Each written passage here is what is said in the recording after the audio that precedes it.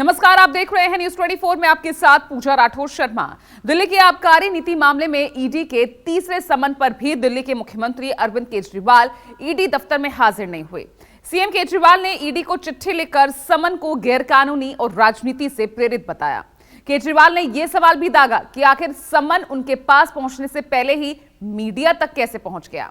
आम आदमी पार्टी ने भी आरोप लगाया कि बीजेपी ईडी के जरिए केजरीवाल को गिरफ्तार करने की साजिश रच रही है, लेकिन केजरीवाल डरने वाले नहीं हैं। हालांकि बीजेपी केजरीवाल को भगोड़ा बता रही है। टेक्निकलिटी तो कानून का ही एक सब टॉपिक है कि कानून की टेक्निकलिटी, कानून चल कहां रहा है। कानून होता तो भारतीय जनता पार्टी में शामिल होने के बाद भी कानून अपना काम कर रहा होता। हेमंत बिस्व शर्मा आ गए भारतीय जनता पार्टी में, मुख्यमंत्री बन गए, मामला खत्म है। जब 2 बार समन आया तो अरविंद केजरीवाल जी ने स्पष्ट तौर पर कई सवाल पूछते हुए इन्फोर्समेंट डायरेक्टोरेट को चिट्ठी लिखी। तीनों बार चिट्ठी भेजने के बावजूद ईडी ने आज तक अरविंद केजरीवाल जी के सवालों का जवाब नहीं दिया। तीसरे सम्मन के बावजूद दिल्ली के मुख्यमंत्री अरविंद केजरीवाल ईडी दफ्तर नहीं पहुंचे। अलबत्ता ईडी को चिट्ठी लिखकर उसके समन की मंशा पर ही सवाल उठा दिया। ईडी के नाम अपनी चिट्ठी में दिल्ली के मुख्यमंत्री और आम आदमी पार्टी के मुखिया अरविंद केजरीवाल ने लिखा, यह समन राजनीति से प्रेरित और अवैध है। मैंने अपना जीवन पारदर्शिता और ईमानदारी से जिया है और मेरे पास छिपाने के लिए कुछ भी नहीं है। व्यक्तिगत पेशी के लिए मेरे खिलाफ जारी किया गया नोटिस कानून के अनुरूप नहीं है और इसे वापस लिया जाना चाहिए। क्या समन का उद्देश्य कोई वैध पूछताछ करना है या मेरी प्रतिष्ठा धूमिल करना है? ईडी का समन मुझ तक पहुंचने से पहले ही समाचार संगठनों तक कैसे पहुंच गया? 19 जनवरी को राज्यसभा चुनाव होने हैं और मुझे 26 जनवरी को गणतंत्र दिवस कार्यक्रम में दिल्ली सीएम के तौर पर हिस्सा भी लेना है। चर्चाएं ऐसी भी हैं कि सीएम केजरीवाल को पूछताछ के बाद ही गिरफ्तार किया जा सकता है। दरअसल गैर जमानती गिरफ्तारी वारंट का सामना करने से पहले केजरीवाल केवल 3 बार सम्मन छोड़ सकते हैं। अगर वो 3 बार के बाद भी सम्मन पर नहीं पहुंचे तो उन्हें गिरफ्तार किया जा सकता है। आम आदमी पार्टी का आरोप है कि बीजेपी अरविंद केजरीवाल को गिरफ्तार करने की साजिश रच रही है। पार्टी ने यह भी सवाल दागा है कि आखिर ईडी अरविंद केजरीवाल को क्यों बुला रही, किस हैसियत से बुला रही। लेकिन बीजेपी कह रही है कि अगर केजरीवाल का दामन दागदार नहीं है तो फिर वो ईडी के पास जाने से डर क्यों रहे। अरविंद केजरीवाल जी ने स्पष्ट तौर पर कई सवाल पूछते हुए इन्फोर्समेंट डायरेक्टोरेट को चिट्ठी लिखी।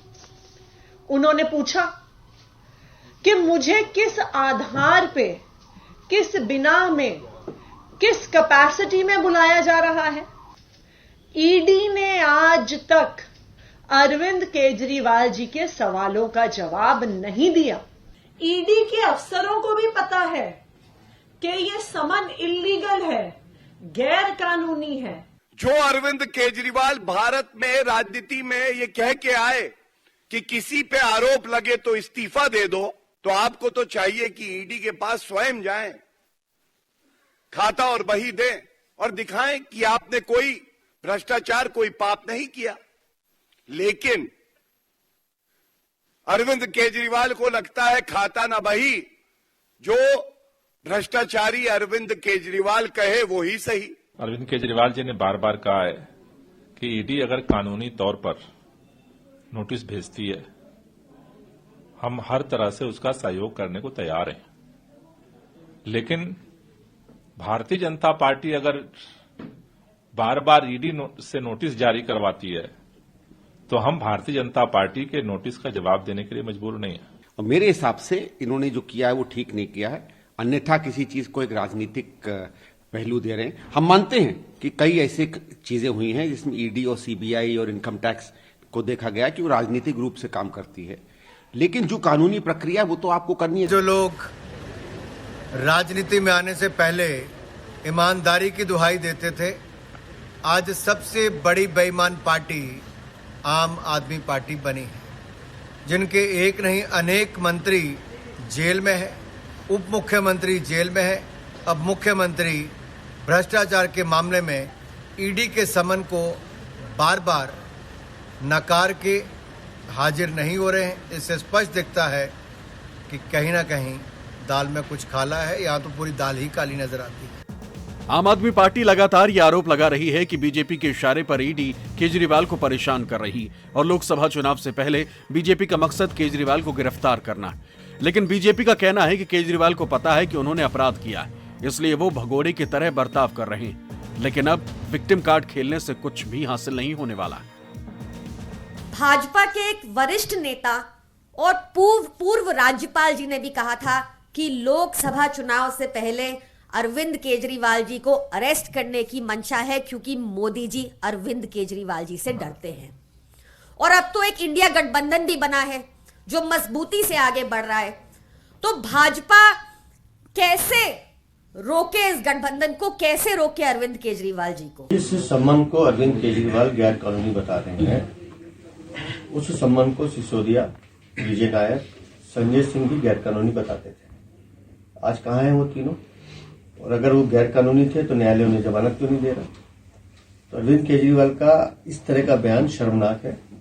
और जिस तरह का व्यवहार अरविंद केजरीवाल कर रहे हैं, तो उससे लगता है कि उन्हें देश की प्रशासनिक और कानून व्यवस्था पर भी भरोसा नहीं है। अभी तक आम आदमी पार्टी के किसी नेता के खिलाफ, आम आदमी पार्टी के किसी मंत्री के खिलाफ हमें 1 रुपए के भ्रष्टाचार का ना तो सबूत मिला है, ना किसी के घर से, ऑफिस से, गांव से हमें 1 रुपया भी कैश बरामद हुआ है।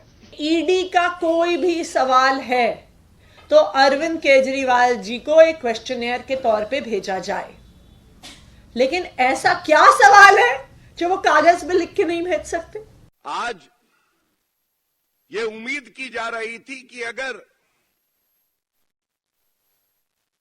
थोड़ी भी मर्यादा अरविंद केजरीवाल में बची है तो वो जाएंगे और सारे प्रश्नों के उत्तर देंगे।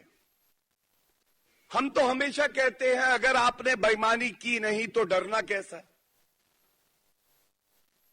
दूध का दूध और शराब की शराब हो जाने दीजिए। कानून चल ही कहाँ रहा है? तो पूरी राजनीति चल रही है, कानून से काम चल ही कहाँ रहा है? ऐसा कानून कहीं देखा है आपने कि जो आदमी एक्यूज्ड हो, ईडी सीबीआई के मुकदमे चल रहे हों, वो आदमी भारतीय जनता पार्टी में आ जाए और फिर सारे मामले खत्म हो जाए? ये कानून में कहां लिखा है? जांच में सहयोग का मतलब ये नहीं है कि आप पकड़ के लोगों को जेल में बंद कर दें और हम जांच के अंदर सहयोग कर रहे हैं। भाई, आपने जितनी जानकारी पार्टी से मांगी, पार्टी ने दे दी। आपने पार्टी के ट्रेजरर साहब को बुलाया, जितनी भी पैसे से संबंधित जानकारियां हैं वो उनके सामने रख दी गई। आपको और कोई पार्टी से जानकारी मांग लीजिए, आप मांग लीजिए। ईडी पे भरोसा नहीं किया जा सकता, लेकिन ज्यादा बेहतर होता कि केजरीवाल ईडी के सामने जाते। देश निगाहें लगाए हुए बैठा है कि ईडी उनके साथ क्या करती है। चूंकि ईडी के सामने अगर वो नहीं जाएंगे तो ईडी अदालत से वारंट इशू करा के उनको गिरफ्तार कर सकती है।